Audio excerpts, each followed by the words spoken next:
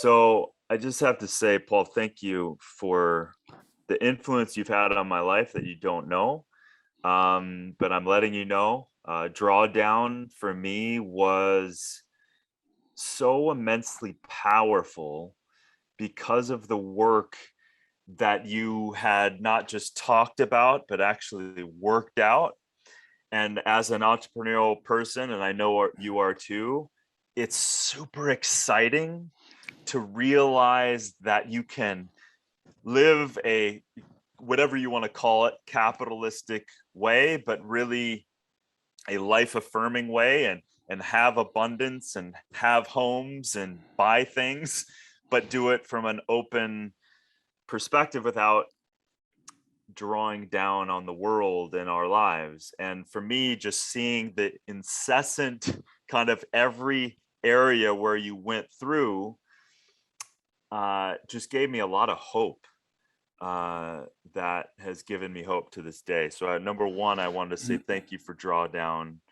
Um, it's a entrepreneurial's wet dream, I think, because if you actually look at it, we have the opportunity to do something really powerful and in alignment with ourselves. And then number two, this beautiful your next book, Regeneration, Ending the Climate Crisis in One Generation. Dude, I'm consuming it like a madman, and I'm not even close to being done because of your detail.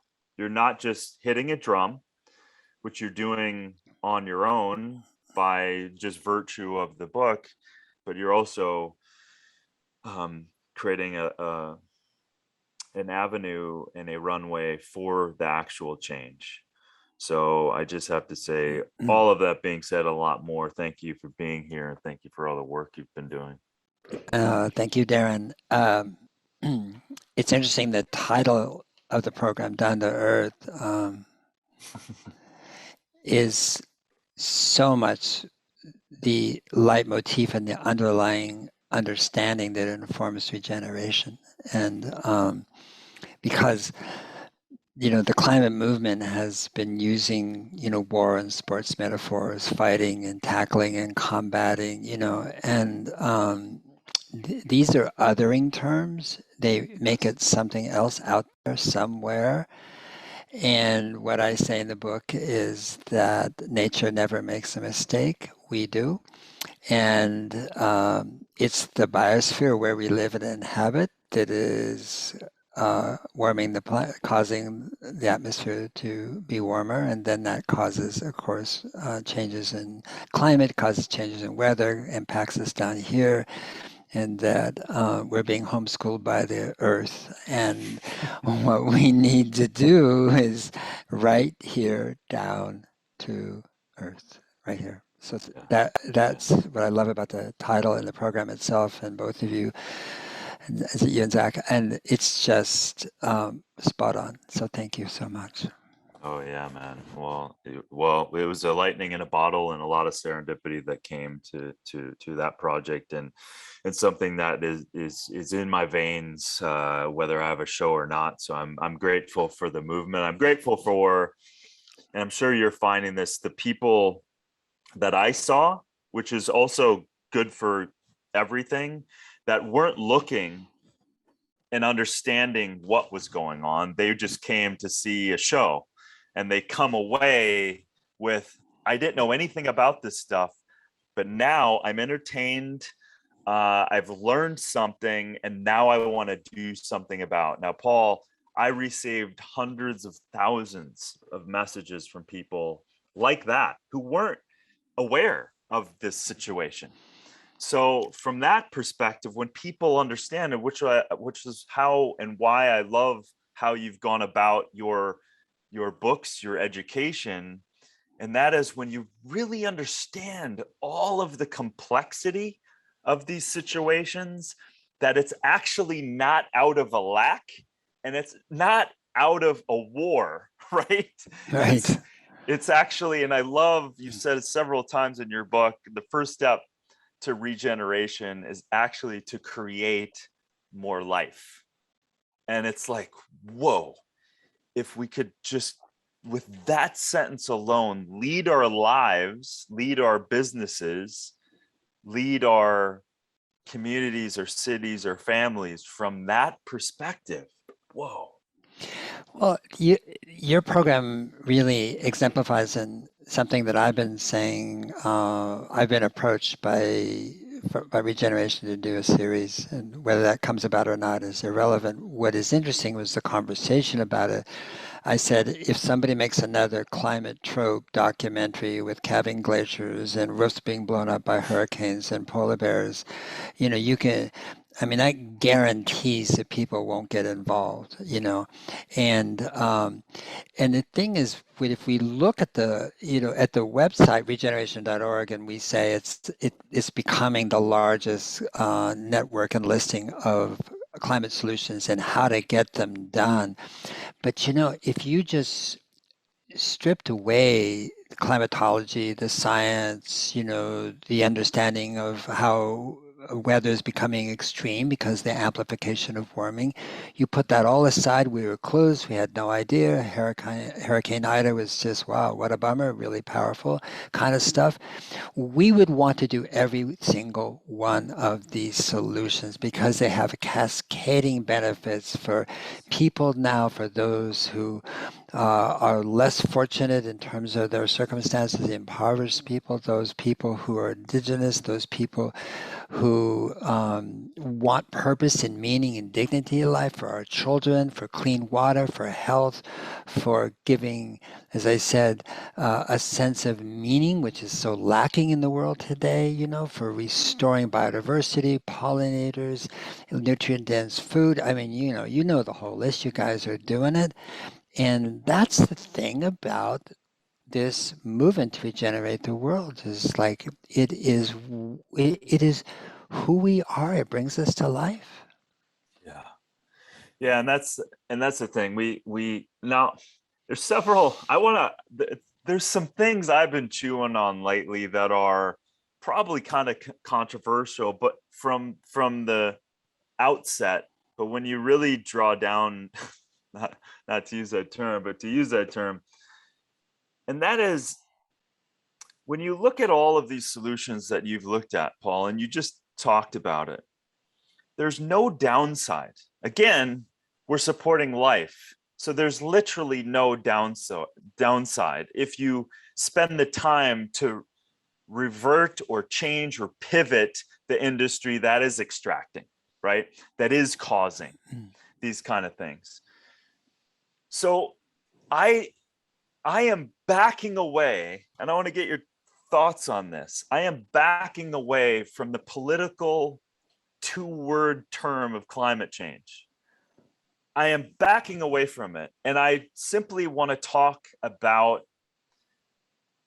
all of the benefits that are, like, for example, now we're editing a bunch of stuff on season 2 and we're getting into all kinds of things. And I push back because I'm kind of this moral compass of on the show, and have a certain level of understanding.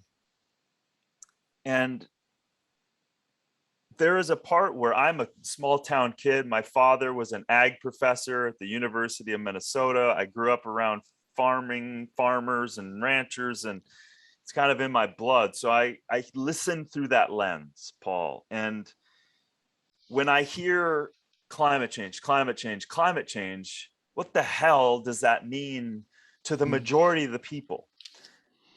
What they're actually starting to hear is there's the divisiveness. Like, you got to believe in this grand picture of climate change or all of it falls away. But that is crazy that we're doing that, because let's just talk about soil. Let's talk about the farmer. If you rebuild your soil, a aftermath of incredible topsoil, water capture, microbiological diversity, plant strengths, strong soil, strong plants, strong people, right? Better yields, et cetera, et cetera, et cetera. Now that person that's listening, it's not about climate change. It's about, that makes sense to me. that is common sense to follow that principle.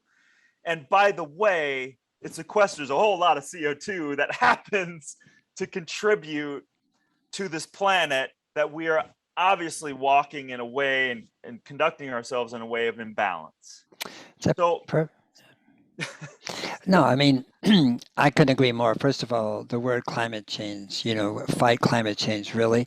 The climate changes every nanosecond and it's supposed to. It's perfect. The climate right now, today, is perfect because it's an expression of the biosphere, the atmosphere, and what we've done down here. Second, climate change, if it didn't change, we wouldn't have hummingbirds, strawberries, bees, glaciers, waters, rivers, fish, oceans, forests, and 10 million creatures here, including us, and so forth. So climate change is extraordinary. What makes this planet alive and not Venus and Mars, and Mercury? So climate change is a blessing, all right? The thing about what you're talking about is exactly like the carbon sequestration in farm and regenerative farming is an outcome. The purpose is all the things you enumerated and so forth, which is to bring the health back to the soil, health back to the plants, nutrient density back to the plants, to create a rate of water infiltration that's 10, 20, 30x more than it was when it was being farmed industrially, to make the soil a reservoir, to give it resilience to the greater rain and less rain. In other words, the disruption that's being caused by global warming, to bring back pollinators, crop diversity, and just goes check and profitability and safety for the farmer, her or his family. I mean, you just go down the list. And I know many regenerative farmers, not many, many of the ones I know, put it that way, didn't come to it because about climate change at all. I mean, that word, the concept, they didn't understand it, or in many cases, they just shoot it away. It wasn't interesting to them. And now it's interesting. I see them going, oh, now I know what you guys were talking about. I get it. And now they feel they're on the winning team, which they are, but the team is team life. Yeah. It's not team climate. I remember once, Darin, I was served up. Maybe this has happened to you. You do a lot of public speaking, but maybe not because you're a star and so everybody's going to want to, but I'm not. And I was No, served up you're the star. Come on. at Oracle, and it was to the CIOs. It was 2,800 chief information officers. So they were there for one reason, to get the upgrades on software and, for the supply chain management. All right. And I could just feel it. I could hear the other speakers saying, oh, okay. So I went up to the first thing I asked them. I said, how many of you here don't believe in climate science or climate change? That the climate is changing. And about 100 raised their hand. I said, look, it's cool. You're not going to offend me. I just want to know how you feel, what you sense. This is, And a few more 100 raised their hand. And I said, this wasn't a trick question. It's actually a fair question. Every single one of you should have raised your hand, because climate science is not a belief science. No science is a belief system. It's evidentiary. And your CIOs, if you went into your boss's office and said, I have this hunch that we should delay the shipment from China of these bits and pieces and parts or whatever, you'd be fired, because that's why you're here. That's why you have SaaS, the software, and it's data, In God we trust. All others bring data, bring the facts, and the facts are the regenerating life on Earth benefits everyone, and benefits the future, benefits our children, benefits, and so forth. And that's what you're focusing on. I think that's what the book tries to focus on. The website is you're like, come on in. The water is really good, and we have to make this a joyful expression of purpose. Of course, we understand the climatic volatility and what's happening, and the losses, the impacts, and the suffering, the migration. Precisely because of that, we have to make this, like I said, a joyful expression of our purpose, of what it means to be a human being on the planet right now. Yeah, I can't agree with you more. And we need, if there's any a time that we need to create a move forward in our energy and to create a beautiful future, it is right now. Obviously, we're seeing systems failures that are happening all over the place. And this is that opportunity. And you look at, just staying on the topic of farming, that one stat in your book, that 35% of all CO2 emissions come from 35% of all CO2 emissions are coming from monocrop farming. And So food, ag, yeah. that's right. And food ag. And so if you look at that from a common sense, like let's say you're just talking to that chief information officer and you're like, let's not talk about climate change. You're spraying chemicals on your food, you're destroying topsoil. Like that one stat, every pound of, what was it, every 1 pound of wheat you In lose, Oklahoma. like, In yeah, Oklahoma. Yeah. yeah, in Oklahoma. Holy shit, what was that again? It was 3 pounds of soil. Jesus. So if you look at that from a common sense, if a business practical sense, literally down to earth, looking at the numbers, yields have been going down since the spraying of this and the genetically modifying. We know that. That's statistically shown. It's like you're doing something that's harming every aspect of this, and the farmer has zero control over himself and his family anymore. Does it make sense? You don't have to buy into climate change. That's what I mean. Everything you're saying, you're not hitting the drum of climate change, believe my ideology. You're just breaking everything down, going, if you divorce life, these are the things that happen. Right.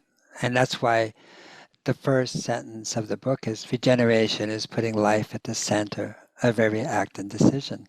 And it's what's happening right now, although people wouldn't maybe put it in the same language as we do, but what we're seeing is a sort of juggernaut extractive economy where every economic sector and service sector, if you look at the supply chain, you don't have to go far before you see that's taking life, it's harming life, it's destroying life, but what we're seeing in the headlines and the news right now, Darin, is basically we can kind of look down that road, and say, well, that road ends just down there. It doesn't go anywhere. Why are we going down this road? This is a cul-de-sac. And so really regeneration is about this 180, which is like, instead of stealing the future, what about healing it? I mean, that can be an economy, that can be GDP. Jobs are much more interesting when you're doing something that has meaning and purpose, and gives you fulfillment and a sense of belonging, and a sense of community, a sense of actually pride, and respect, and dignity. And I can't say that for many, many of the millions and billions of jobs that are on the earth right now. They're not happy things, what people are doing. And so the idea of pivoting is like, okay, let's go this direction. What does it mean to put life at the center of every act and decision? Let's figure it out together, step by step, together, in our companies, in our cities, in our homes, in our neighborhoods, in our churches, synagogues, mosques, or temples, in our classrooms, in our schools. Let's look at it that way. And that is the offering. It's an offering that global warming is giving us. Like I said, we're being homeschooled. So the planet is homeschooling us. And it's actually a generous offer to us to absolutely, in humility, realize that the systems we've employed, which have brought so much, there's no question about it, but which are destroying far, far more than they're bringing right now. And we know how to pivot. We do. And I think you naturally speak to that place that everyone can understand, that you want a degree of fulfillment and passion and purpose and sovereignty. That's within all of us, right? And so to be able to work towards that which gives life, I think, is at the core of our greatest contribution, our deepest DNA of doing good. I don't know what has to happen for someone to cut off that side, that human side of it. But you're right, and I love that term. We're being literally homeschooled on this great planet to then go, what can we do? And clearly, let's break into a little bit, because for me, what I'm seeing is systematic failure, right? Systems that are in place, from waste management, poor waste management, food scarcity, food inequality, poor water management, chemicals, blah blah blah, going down the list of systems that are sitting in place that are continuing to do destruction. So as a person, as an individual, and I know you have some things to say about being an individual, because I don't know if that's technically true, which I love. So I want you to explain that, because we are in a web. And what can we do? What can we do to help create new systems that are destroying things, so that we can resurrect and take the lessons from the school that we're in right now? What are some things that we can do to thwart the destructive systems?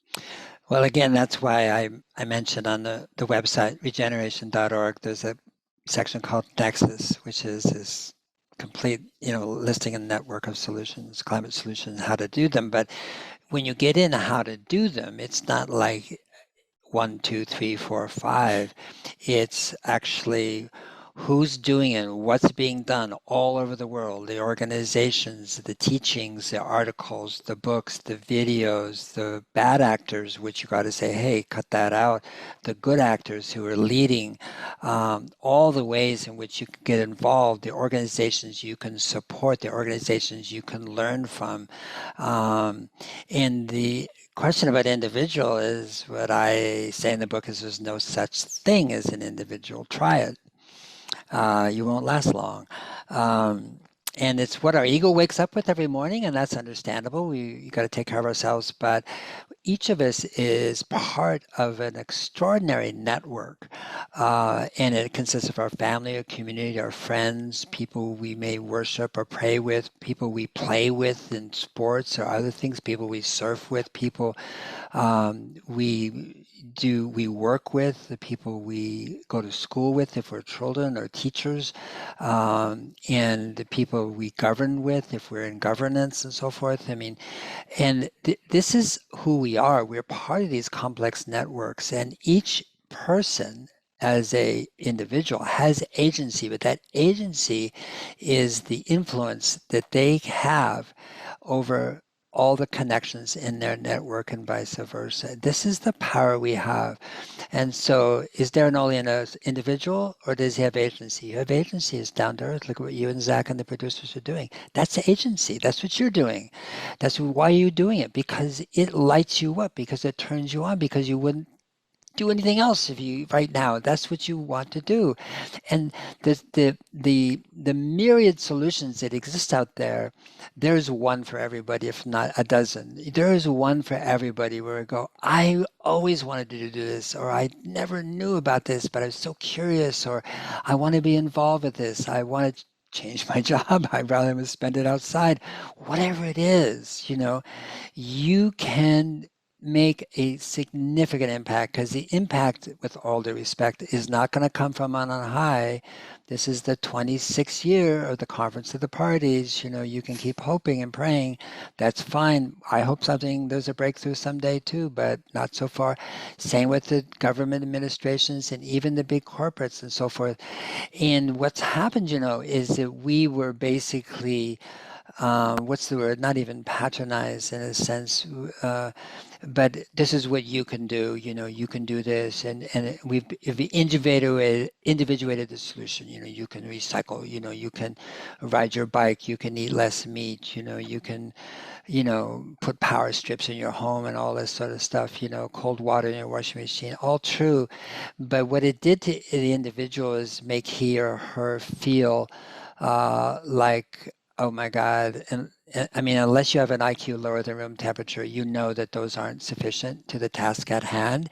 And then what happens, people go into despair, it's disempowering. And then you look to government, you go, that's also disempowering. You look to concentrations of power. And what was lost is what you're addressing down there, which is what people are actually doing in, I won't call it the middle, but between those two extremes, there's a burgeoning movement of regeneration in the world, and it's expanding like crazy.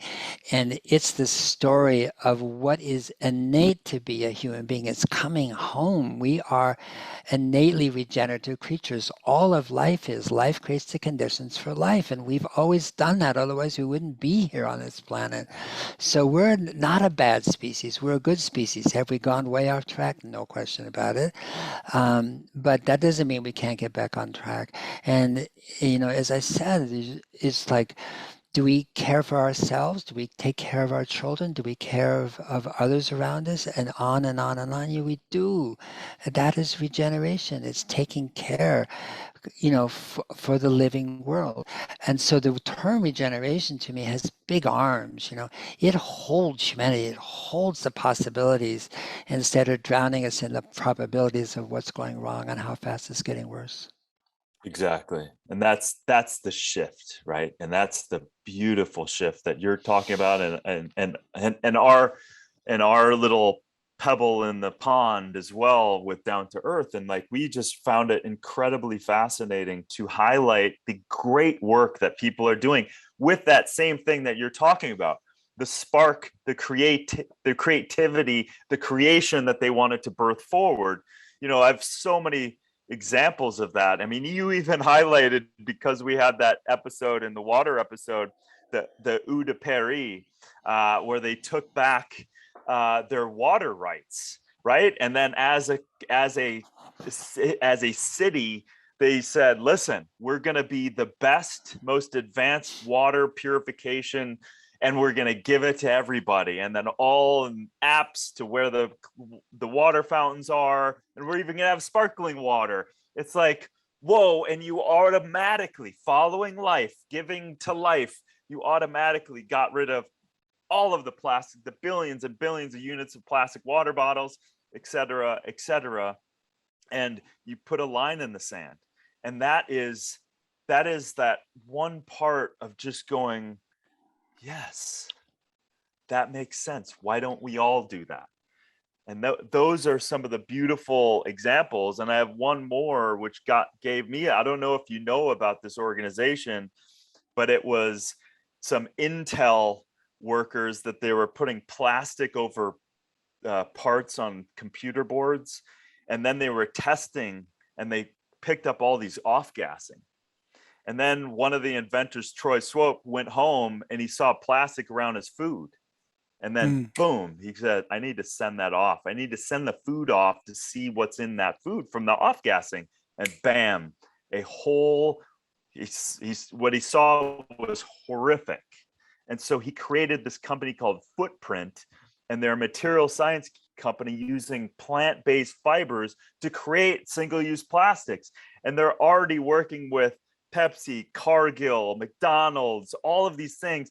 And they had to create a whole nother world so that they can actually create these products that there wasn't even the machines to create them. Next thing you know, they're creating billions of units that are changing the entire industry. Like, Paul, that's what you're talking about. That's where one person and uses their agency and their network and their friends and their colleagues and their people that they work with. And that's how things shift, man.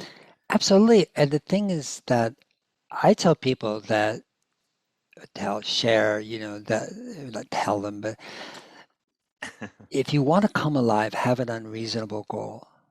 Don't have a reasonable goal. If it's reasonable, you know how to do it. And when it's unreasonable, then you don't know how to do it. Aha. And there comes creativity, there's innovation, there are the breakthroughs. That's where they come from. They come from setting out to do something that others would say, oh, well, you really can't do that, or that's just business as usual, or, whatever.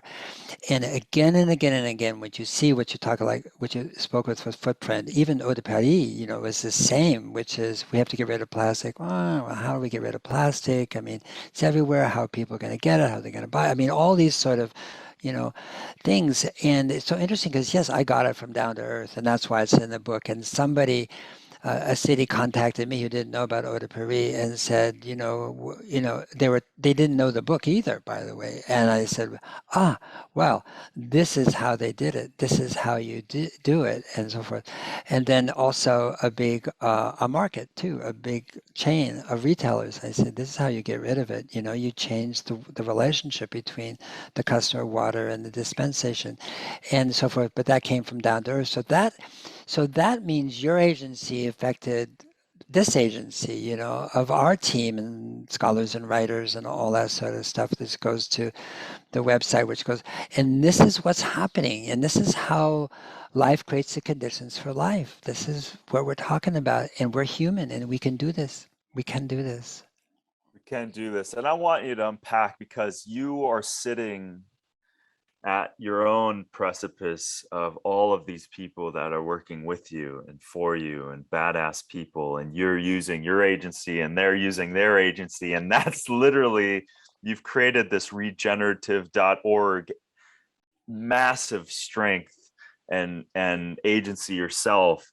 So break that down a little bit in terms of what is your, I know your ultimate goal, but you have this team, and how, I just want to know like how that all occurred for you and how that whole team kind of came together. Well, the first team was Drawdown, and this team is different. They're two different organizations. But that team arose after, it was in 2001, when the third assessment came out from the IPCC, and I began to go around asking people, well, what can we do? Do we have enough time? What are the solutions, that can not mitigate? Because I felt like at that time we hadn't named the goal. Combat, fight, tackle, all those words are not goals, those are verbs. And I wanted to name the goal, which is to reverse global warming. That's the unreasonable, it wasn't unreasonable, but unreasonable goal that hadn't been spoken or said. And then I wanted to know, could we do it? Do we have the extant solutions at hand? Would they scale? Are they affordable? All that sort of stuff.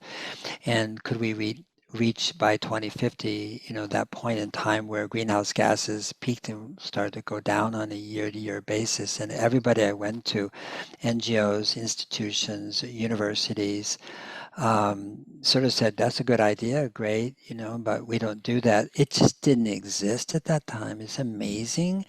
And even when we were creating the organization, it didn't exist. And so it was really 2013 when Bill McKibben wrote the Global Warming's Terrifying New Math in Rolling Stone.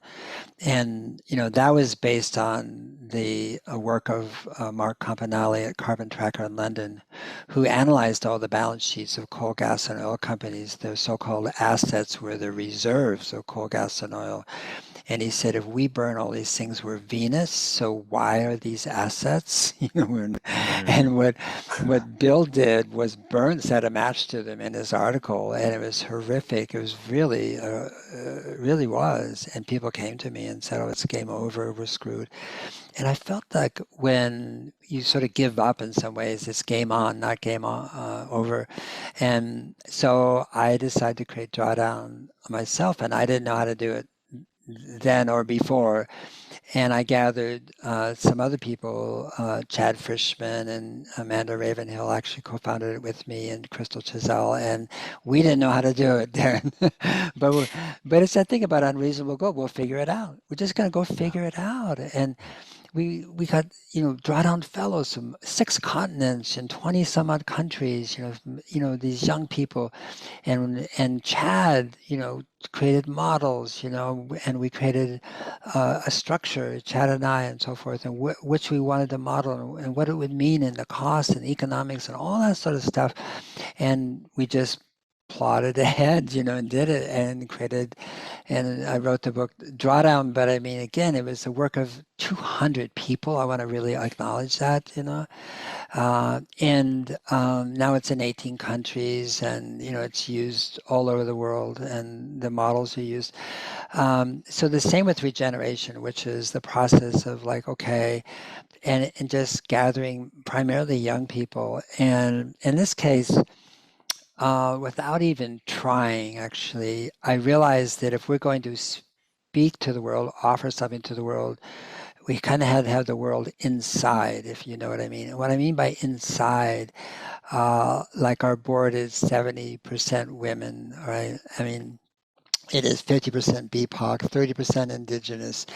The makeup of our researchers and scholars was not dissimilar to that and so forth. And it's not about being woke or progressive or anything like that. It's just about being functional. And to be functional in the world right now, you have to listen to all the voices, be all the voices you will. You can't do it totally, of course, but representatively. And so that is the organization we created. And you see that in the book. The heart of the book is people, and the heart of that is indigeneity and the 5,000 cultures that are indigenous that remain on the planet to this day, and the voices of women, the voices of obviously BIPOC, so-called, people of color, black and brown voices, and so forth. There's never one great term for that, but and those voices are crucial to understanding where we've gone off, where the colonist settler dominant Western, in so-called Enlightenment mind has come to believe that extracting life and destroying life is a way to create progress, and it's not. And so that's how regeneration came about, and we have partners now that we're working with. And you'll see more and more on the website, it go lateral instead of vertical. That is to say, into Clover Hogan at Force of Nature, and John Elkington at Volans, and so many other ways, because we're trying to actually create, again, the conditions for self-organization. We're not going to organize the world. We can't, we shouldn't, and if we could, that would be horrible. The fact is that just like our bodies are self-organized, so does the earth, so does the world, so does society. And we can create the conditions, and you're doing that with Down to Earth and so forth, the conditions where people understand what needs to be organized, what they want to be organized, to structure, to create, to imagine, is that which brings life to them, to the earth, to their family, to their communities, and so forth, is the way forward. And so regeneration is just one effort to actually create those conditions for self-organization in the world. Because I think the climate movement will become the biggest movement on earth. Morphously call it a movement. I don't know if that's the right word at all, but the point being is that it's going to become the biggest movement because of weather. No other reason, no leader, no person. Weather is changing, and the weather impacts more and more people. And the whole idea of global warming is shifting from a conceptual, like, oh, really? A concept? Oh, tell me about it, to experiential. And as it becomes experiential, everything changes, and that is happening, and that's going to happen more and more. Yeah. Once it hits close to home, then Yeah. you've been changed forever. And having lost everything in a fire, I can put my hand up in the air on that one, that you're forever altered. And I will go back and say I'm grateful for the strength of conviction that it gave me as a advocate. I'm going to say now, for life. It's not a fighter of anything, it's an advocate for life. And there's so many things. I'm so glad you talked about the organization, because I got something when you were saying that. If you have a goal that's extraordinary and has life at the core of it, the organizing principle of that is infinitely different, right? It's like, tell me something within or without of your body, a cell, the endocrine system, a hormone. Tell me one thing that's more important than the other. Right. Like, it isn't. And so as you were describing your organization with all of the beautiful kaleidoscopic colors of who and what people are, male, female, points of view, scientists, indigenous, all of that stuff, they're bringing in this organism that is complex but needs to work together.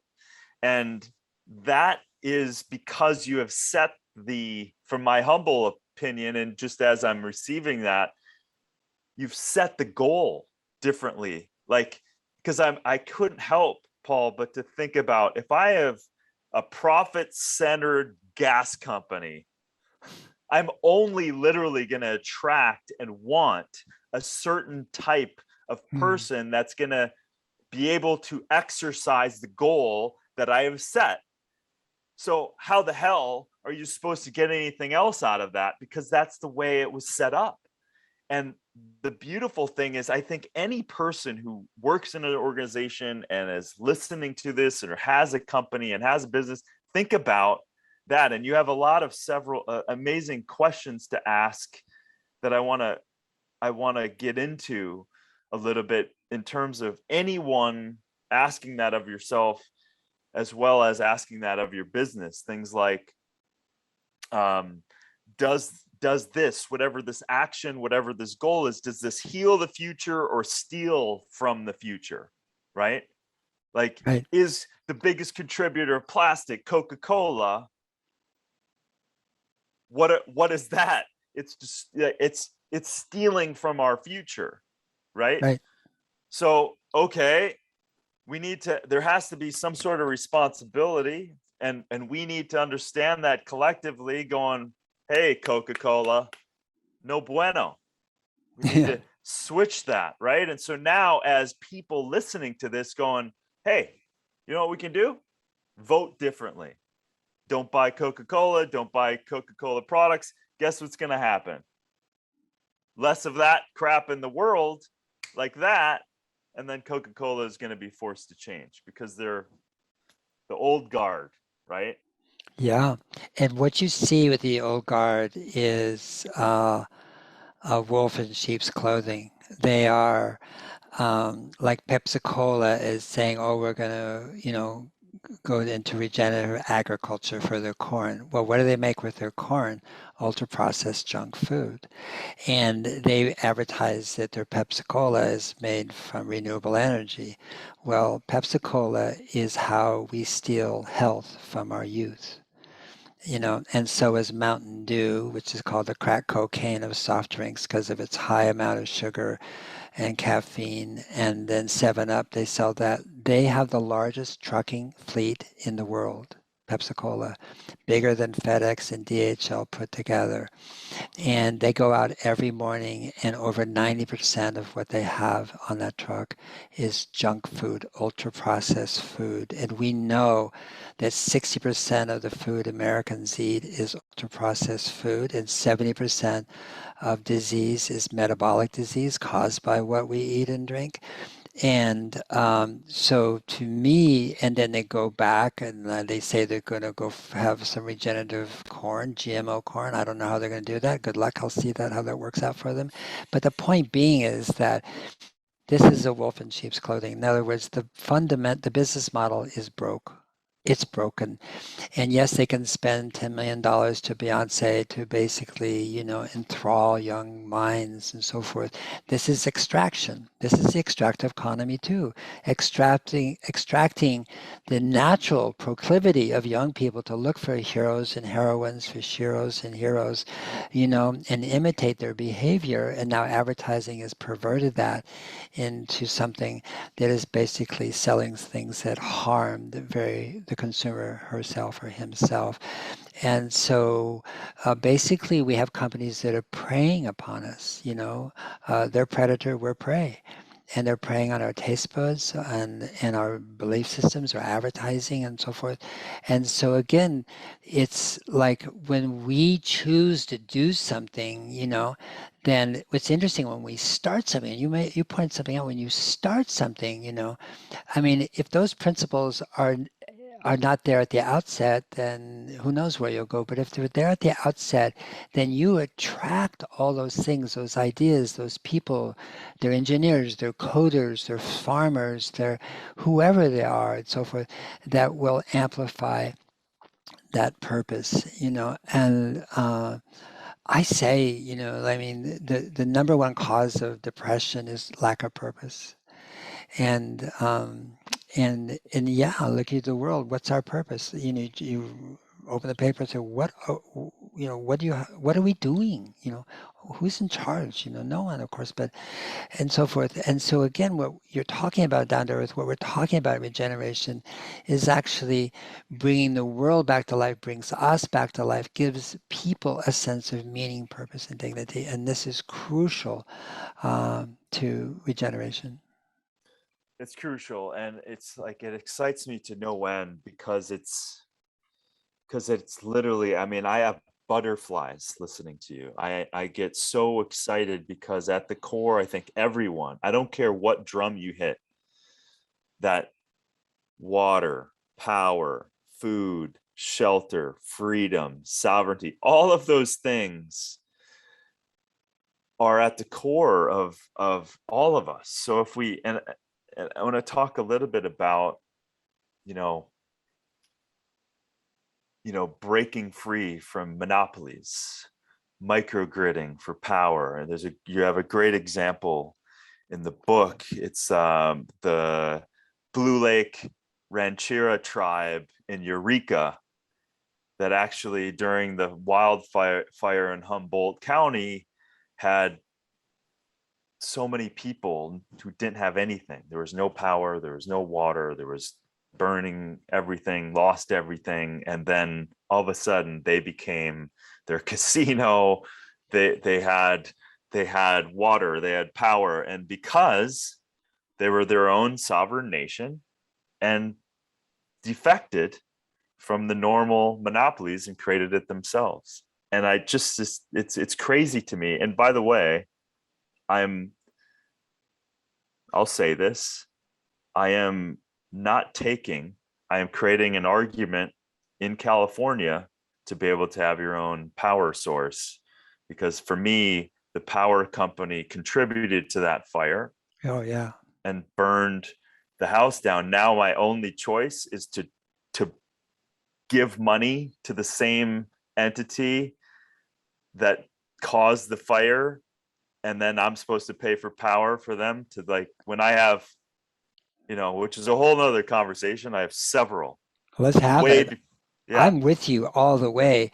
Yeah.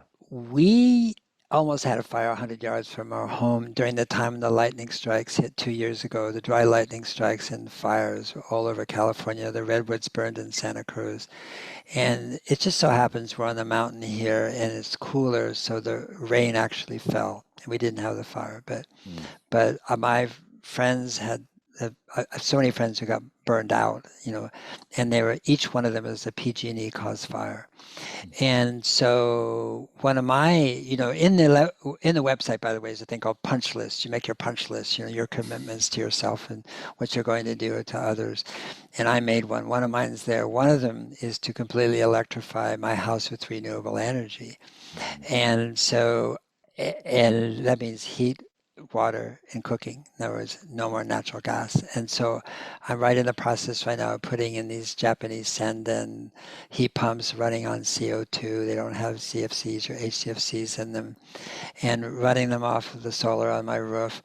And I can't wait. I'll tell you, I'll send you a text. I'm going to call up PG&E and say, will you please take your gas meter off my property? It's my property, it's your meter. I don't want it anymore. Yeah. See ya. And I'm talking to my neighbors, like, and schooling them on what I've learned, and the great plumbers, he's a great, everything. And like, here's the payout, here's the rebates, here's the credits, here's the tax incentives and so forth. Let's do it. Let's take PG&E out of the neighborhood. Yep. Yeah. Beautiful. And so I want to talk to you about that, because it's a stake in the sand for me.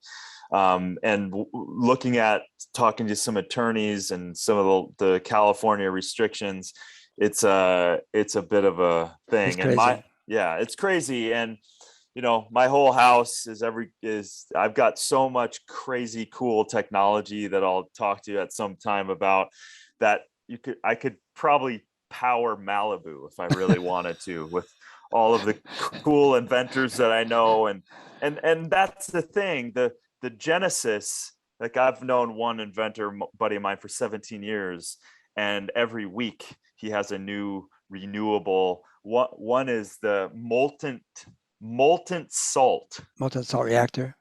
It's like Yeah. he just texted me yesterday, Paul, the new turbines and motors to harness that reaction. And it's like wow, it is so much potential power for Storage. Yeah. a couple cents. Yeah. And so we have cryo motors, air motors, taking nitrogen out of the air, liquefying, expanding it, creating water, creating HVAC, like plasma reactors that NASA has signed off on. It's like there's so much, and all of that is out of. My friend will always say the solutions are already here in infinity. Like, there's just infinite amount, and we have to also not look at solar and wind as the end all be all, because there's some limitations to those when you pull the string Right. on some of those things. So let's talk a little bit about, because safety alone for microgridding. Your example of the tribe is a classic example of that. Water generation, water reclamation, water use, creating your own food, generating your own power. You become the power source. Like, there's so much that just makes sense for us instead of all these old systems. It really does. I actually work with the University of California, Irvine recently, and I found out that Sierra Club ranks them as number 1 or 2 most green university in North America, which surprised me. Wow. They have 21 LEED platinum buildings. All right. They are going to make the campus a microgrid. They're going to do exactly, yeah. And not only as a way to, make that relationship between power generation, power use, and power, distribution, to localize it, but as a way pedagogical. This is you're going to a school that does this, and now you've learned it, you've seen it, and it works really well, and so it becomes part of the curriculum in a sense. The daily curriculum, is I went to school in a microgrid. And then you can learn how they did it. You can take it away. You can actually take the technology and the engineering away, and so forth. So to become an incubator, if you will, of both experimentation and engineering and application. So you're so right. I think wind and solar are transitional. I actually think they're transitional, and so can't go fast enough for sure. What we did is, in Regeneration, we looked at the data for the last 20 years, the IEA, the World Bank, and McKinsey, and their predictions about the rate at which solar and wind would grow. And what they finally admitted themselves, actually earlier this year, was that they've been wrong every year for 20 years. They've never got it right once. And the rate was faster, and the rate at which costs went down was faster every time. And they were just so conservative in the way they looked at possibility. And so when we did our projections about when we could pretty much, toss fossil fuels, we didn't look at these agency projections. We looked at the past. We just looked at what happened. This is what happened. And then we used that as we just projected out, the 20 years of growth. And we see 2042 as that at point of change and so forth, when we don't have to rely on fossil fuels at all, except for very few limited kind of things and so forth. But I agree with you. I mean, the amount of invention in terms of storage, in terms of generation and so forth, I mean, one of the great stories in energy is actually right down in Irvine as well. Actually, it's in not far from Irvine, which is Tri-Alpha Energy Technologies, which is a fusion company that's been in stealth for 23 years. They don't do press releases. They don't advertise. They don't beat their chest.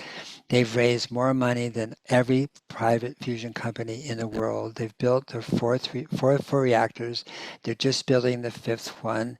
ITER, which is the European Fusion Project, is down 20 billion so far. They've got 20 to 25 billion left to go, and they will never produce a single kilowatt of useful energy when it's completed in 2030 or 2035. No one knows exactly when.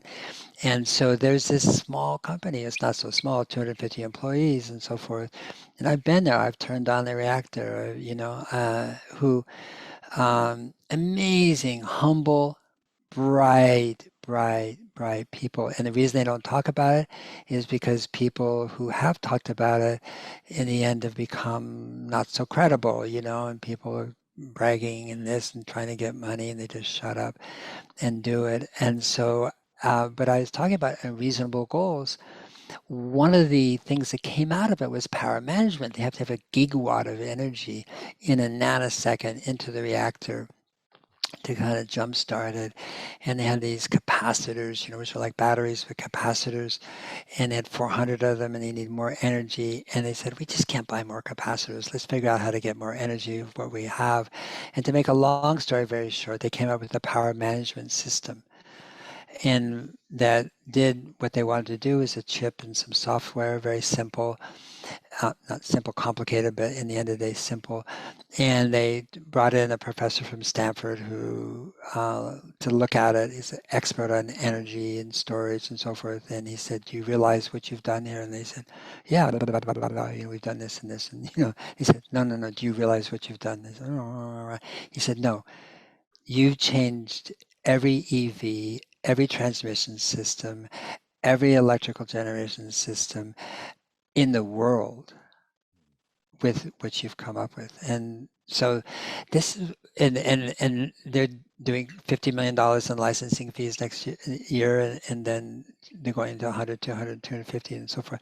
I mean, they didn't set out to do that. And that's, again, what we're talking about with regeneration. Things are going to come out of it that are unexpected, but instead of, like, oh, shoot, this is bad, which is what's coming out of technology. Technology keeps trying to solve the problems that technology has created, and then it creates a new problem. And say, oh, well, I have to figure out that one, and then a new one, and then another one, and so forth.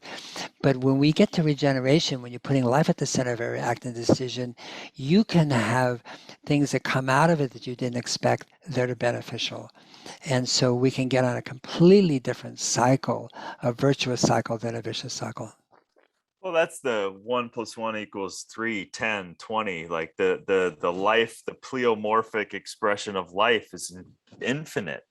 And so it's like ask anyone what the hell is going on with healthy soil. Well, they know a little bit, but it's we don't so know. it's so complex. Right. Do we really know what the hell the brain's doing? No, it's infinitely complex. Do we really know what's going on in our microbiological system? No, we have these tiny little indicators of that's where the humility of nature. It's like the force of nature to have the audacity that you're going to come in, divorce that, and come up with something for you to get a profit out of.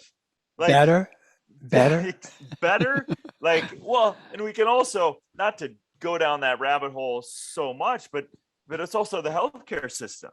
Like, you can't divorce nature and expect something else to just magically make everything perfect. You go back to the soil, you go back to the healthy plants, you go back to the healthy plants, make a healthy person, healthy microbiome, and the loop continues, right? And so the beautiful transmission of photons from the sun liberating in the body, that's metabolism in the shortest way possible. And we divorce any of that stuff, and reach for the processed dead food, over medications, all of that stuff. It's not. Absolutely. I mean, let's pick on pharma for a minute. 20% of our GDP is in the sick care system. I call it the sick care system because you have to be sick to use it. It doesn't teach health. It treats sickness. How does it treat it? It treats it with pharma. What is the pharma? The wet dream of every pharmacological company is basically to have a metabolic disease in which you have to take a pill every day for the rest of your life. That's a profit center. And we have as I said, a fifth of everything we spend is on the sick care, and we have the 33rd worst health record in the world of any nation.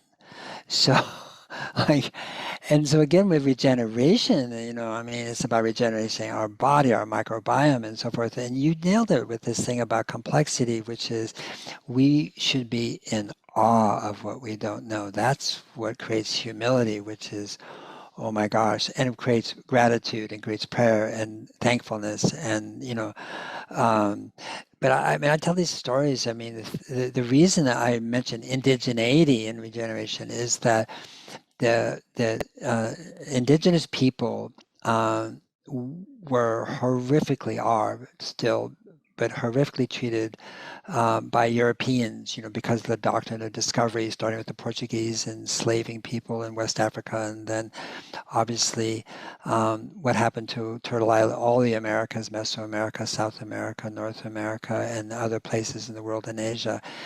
And this idea that they were beasts, that they were other, that they weren't as civilized, that they weren't literate in some cases, many cases they weren't literate, and therefore they were illiterate, Okay, what we know now is that from the songlines in Australia to, the Native Americans in North America and the First Nations and so forth, is that they had such an exquisite sense of observational science, which is they understood where they live like no one today yet understands.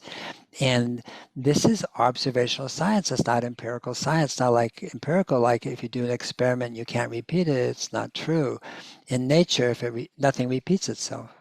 So what you're looking for is a science of pattern recognition, of correlation, of connection to self, other, place, all the creatures, all the relations, the kinship relationships.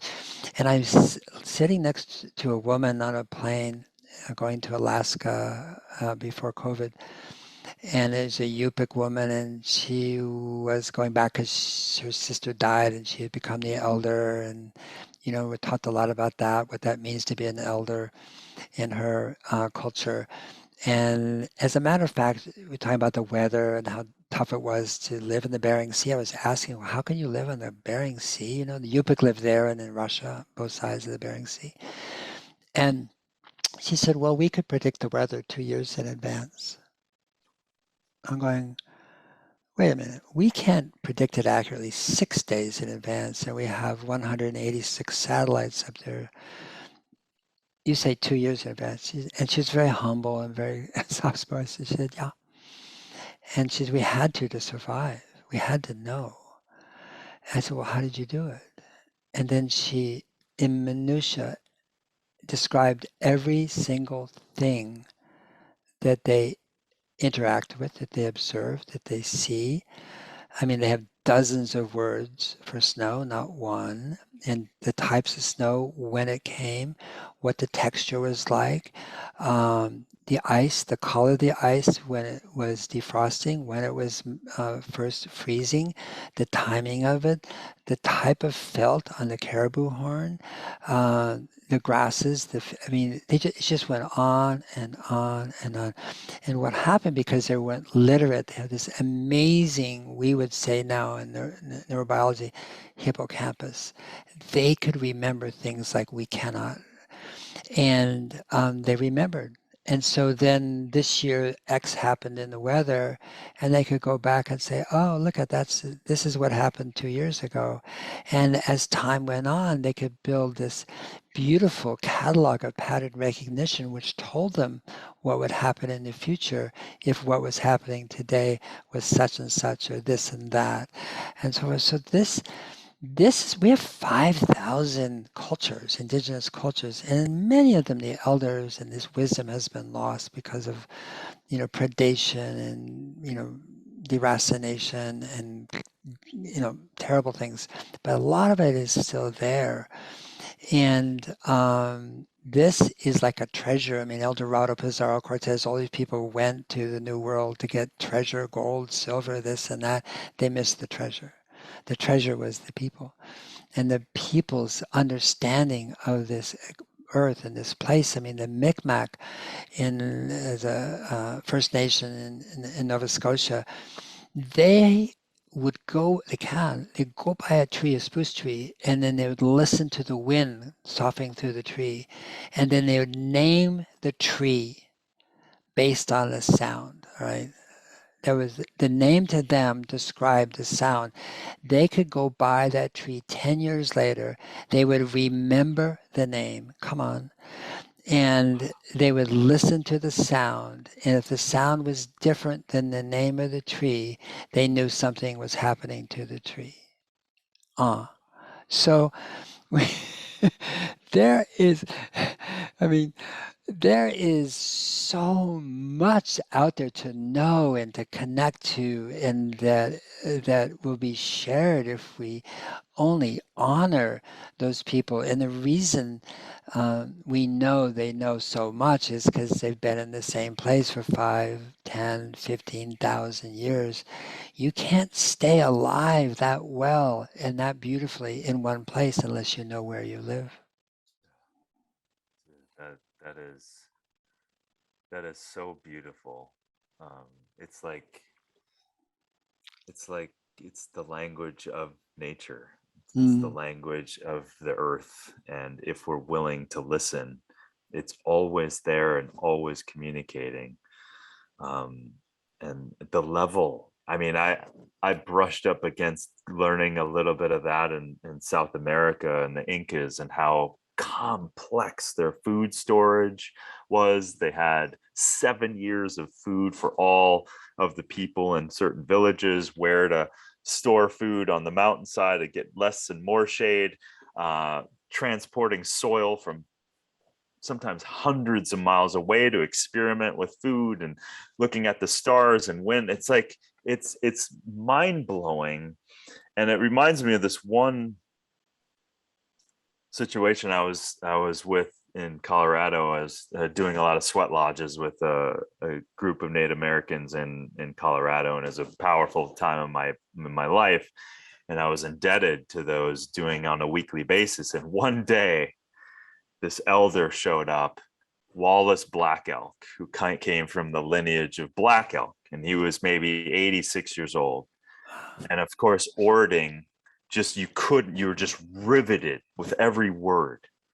And he went back into the sweat lodge and he started in detail describing everything. But I'll suffice it to say this, because he said this one incredible thing. He said, "I don't understand why all the kids are walking around with their brains on their backs." And I was like, "What do you mean?"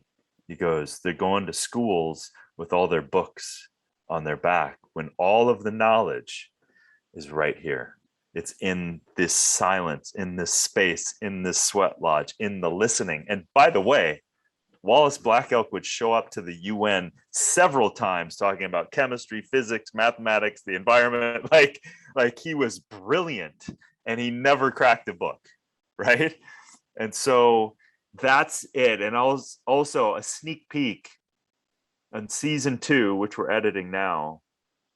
I can't say much about it, but Paul, you would really appreciate this. There's a couple significant moments where we had scientists at the top of their field, in the field, with indigenous people that they had already before us. It wasn't because cameras and all of, they've already they already had the relationship, and that was coming from, sometimes they even say, and we talked to several indigenous people, like 30,000 years of knowledge from the Aboriginals, and they're sitting there together, and the scientists very clearly, cameras weren't even on, they were like, the knowledge that they have has accelerated all of our science, because there's no way we could understand patterns the way that they understand patterns that could allow us to then take that knowledge and accelerate it. So that's what we need, that connectivity, and just and stop this idea of this myopic scientism, almost in a way, with this divorcing of all of this knowledge, man. It's just, I mean, we're destroying the land of the Ashwar and Amazon. But I mean, Bolsonaro and has let loose the dogs, and the Ashwar don't have a word for nature. That's how deeply enmeshed, and I mean, it's hard for us, even if you and I, we say, nature is not something separate. It just was, just by that sentence structure. Even though we're sincere, we mean it. No, it is still separate. And because we have a concept for it. And so the Ashwar don't. They are nature. And so the way they learn is extraordinary. And beyond that, I don't know anything. But that's just a different way of being in the world.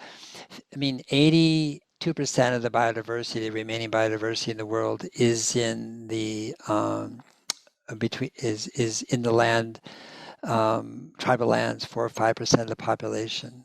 Okay, that's not a coincidence. That is because indigenous people protect where they live. They take care of all their relations, because and so when we go back to regeneration, fairness, equity, justice, reparation, amendment, making amendments for the past are crucial to regeneration and so forth. We have to come back together. There's a song we have that I think you may be using in Down to Earth. I don't know, but yeah. together we can change the world. But the most important world is together. The word that together. What does together mean? And it also means to gather. Together, and so forth. And so I hope you do use the song. AY is an amazing, joyful creature. But go ahead. Yeah, I heard that song and I was like, I immediately just told production, like, we have to, this is incredible. Yeah.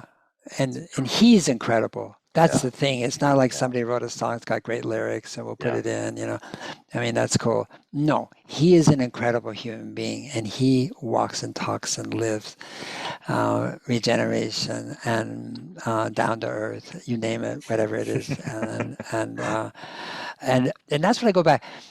We have to make this a joyful expression of purpose, what we do. As I'm saying, like this, that's why, I hope you use the song, in the second season, because of that. It's joyful, and to kind of move this idea that somehow we can address global warming by becoming depressed or wearing black or blaming or pointing our fingers and all that sort of stuff. I'm not saying that truth doesn't need to be said to power, absolutely, no question about it, and we need to do everything we can to vote and influence and change agency on all levels of agency. But at the same time, we ourselves, I think, need to create a way of thinking and being within this that is fundamentally celebratory. And Wendell Berry said it best. He said, "Be joyous though you've considered all the facts."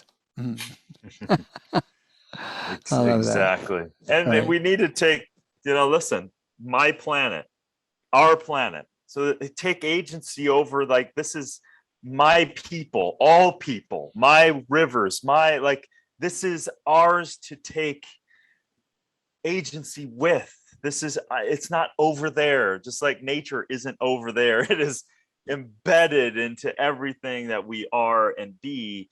And I like that. I'm gonna stop thinking that I'm separate at all just from this conversation alone. Paul, I feel like I could talk to you forever, and I plan on talking to you a lot more. And I'm obsessed right now with solutions and change and everything else. And I am just so grateful. And I want people to walk away with a few questions. Everything that you're doing, anything that you're doing, does it enhance humans and life, or does it diminish? Does it restore or degrade? Does it promote fundamental human rights or deny them? Is the activity of whatever you're doing extractive or regenerative? Bottom line, is it supporting life? These are questions in Paul's new book, Regeneration. Check this out. You will be altered, you will be inspired, and this is the movement. The movement is, let's move in creation, let's move in inspiration, let's move with life, no more against it. Paul, I'm just so stoked to connect with you today, and you've given me a lot and now a lot more. So thank you. Darin, thank you, and thank you for what you're doing. And if there's anything we can do for you, for Down to Earth, for season 3, and 4, 5, 6, 7, 6, 7, 8, yeah. 9. Tell us, ask us. We're here to serve and to support exactly the kind of things that you are doing. That's what we're here to do. If our resources can help you and enhance, serve, inform, I know it can go the other way, like the Eau de Paris. We took from you, not took, but I mean, we were inspired by you and so forth. But absolutely, that's why we're here. We love what you're doing, and I can't tell you how grateful I am and how honored we are to be connected. Thank you so much.